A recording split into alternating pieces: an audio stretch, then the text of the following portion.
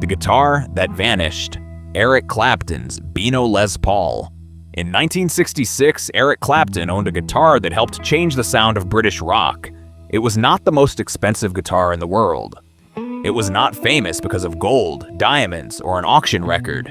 At the time, it was simply a used sunburst Gibson Les Paul. But Eric Clapton played it on an album that would become a blueprint for generations of guitarists. Then, just as his career was about to explode, the guitar disappeared. No confirmed serial number, no verified photograph after the theft, no proven recovery. Nearly 60 years later, one of the most important guitars in rock history is still missing. This is the story of Eric Clapton's Beano Les Paul. Before Cream, before Layla, before stadiums, awards, and global superstardom, Eric Clapton was a young guitarist searching for a sound. London in the mid-1960s was changing fast. American blues records were spreading through British clubs. Young musicians were discovering B.B. King, Freddie King, Buddy Guy, Otis Rush, and Robert Johnson. Clapton was one of the most dedicated of them all. He was not interested in sounding polished. He wanted the guitar to sound raw, loud, emotional, and dangerous. And in 1965, he found the instrument that would help him do it.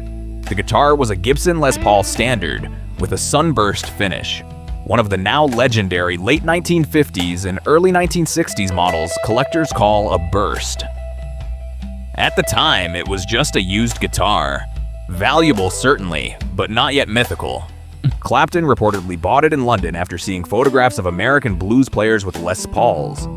He wanted that same kind of power, thick sustain, rich distortion, and a voice that could cut through a loud band.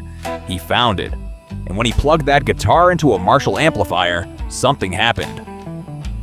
The sound was bigger than the clubs he was playing. In March 1966, Clapton entered Decca Studios in London with John Mayall and the Blues Breakers. The album they recorded was officially called Blues Breakers with Eric Clapton, but fans gave it another name. On the cover, Clapton is sitting down, apparently more interested in reading a copy of the British comic The Beano than posing for the camera. The album became known as the Beano album, and the Les Paul became known as the Beano guitar. The record sounded different from almost everything around it. Clapton's guitar tone was thick, sustained, and aggressive. It had warmth, but it also had bite. It was blues played with enough volume and force to point directly toward hard rock. And for thousands of young players, this was the sound they wanted. Not clean, not polite, not careful. Alive, the guitar itself helped create that sound. Clapton removed the metal covers from the pickups, exposing the coils underneath. It was a modification that made the instrument look more personal and more dangerous. Almost like a racing car with the engine exposed. He also had a distinctive leather strap attached to it, reportedly marked with the names of blues artists he admired. That strap would vanish with the guitar. In the summer of 1966, Clapton left John Mayall's band and joined a new group with bassist Jack Bruce and drummer Ginger Baker. They called themselves Cream. The three musicians began rehearsing in northwest London. They knew they were making something new, louder, freer, and far more explosive than a standard blues group. But before Cream had even properly begun, disaster struck. Public accounts agree on the central fact: the guitar disappeared during the early Cream period while the band was rehearsing. But almost everything else is uncertain. Who took it? How did they get access? Was the guitar left unattended? Was it taken by someone connected to the rehearsal space? Was it sold immediately? No verified answer has ever emerged. Clapton later described it as the best Les Paul he had ever owned. And for a young musician who had just found his defining sound, losing that guitar must have felt impossible. The theft happened before the modern world of online listings, social media, serial number databases, and instant photographs. A stolen guitar could disappear quickly. It could be sold through a shop, passed from musician to musician, hidden in a basement, taken abroad, or stripped of its identifying parts. And the Beano Les Paul had one major problem. No one had recorded its serial number. That single missing detail transformed the case from difficult into nearly impossible. A serial number can identify a guitar like a passport. Without it, investigators must depend on visual evidence: the grain of the maple top, wear marks, pickup details, fretboard inlays, scratches, and old photographs. But photographs from that period are rare. There are only a small number of surviving images that clearly show Clapton holding the guitar. Most are grainy, black and white, or taken from poor angles.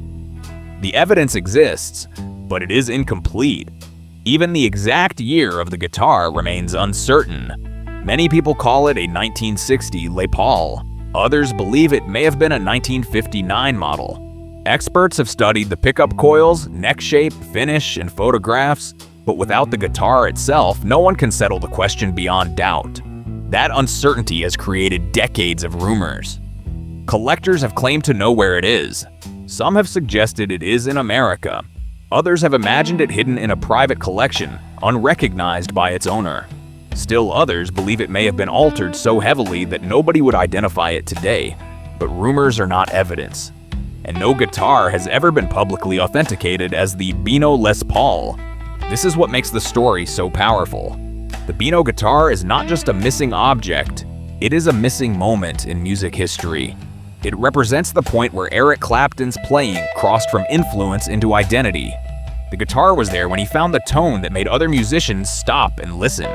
It was there when British blues began to turn into something heavier, and then it vanished before anyone thought to protect it. Clapton moved on. He found other great guitars.